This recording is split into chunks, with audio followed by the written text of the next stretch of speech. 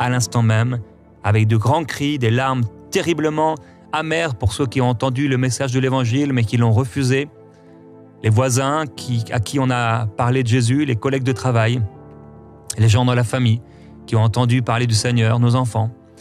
Et pour eux, c'est fini.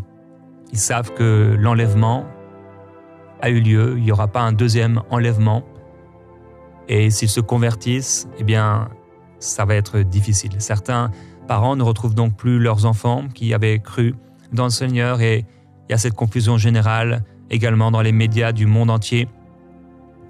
On commence à sortir toutes sortes d'hypothèses données par les politiciens pendant qu'il y a des avions qui se crashent à droite, à gauche. Et pendant les heures qui suivent, certainement, eh bien, on continue dans cette folie avec des gens qui courent dans les églises, qui courent dans les mosquées, qui courent dans les endroits et édifices religieux pour trouver la solution, et quelqu'un qui pourra leur dire qu'est-ce qu'il s'est passé pendant la pandémie. Eh bien, il y a des églises aux États-Unis, par exemple, qui ont été remplies, même des gens qui commençaient à se marier parce qu'en se disant mais finalement la vie est courte. Donc il va aussi y avoir de ces personnes qui vont vouloir profiter de la vie, toutes sortes de confusions.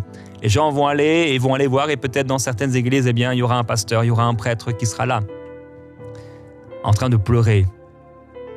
Et il y aura dans plusieurs églises un temps de réveil qui continuera, parce que le réveil, je le crois, sera avant l'enlèvement, mais il y aura un réveil dans les prochaines secondes ou prochaines minutes suite à l'enlèvement. Un réveil très différent, mais un réveil quand même, dans le sens où les gens vont réaliser ce qui s'est passé et beaucoup se tourneront vers le Seigneur. Malheureusement, tous ceux qui seront restés sur la terre à ce moment-là seront des faux prophètes ou des croyants, pasteurs ou autres, qui auront été rétrogrades ou qui simplement n'auront jamais été nés de nouveau. Donc ils seront des bébés spirituels avec peut-être toutes sortes de mensonges, et donc il sera difficile de pouvoir entendre la vérité. Il y aura des pillages, bien sûr, puisque les gens vont vouloir profiter et voler dans les magasins des chrétiens. Toutes sortes de choses qui se passeront.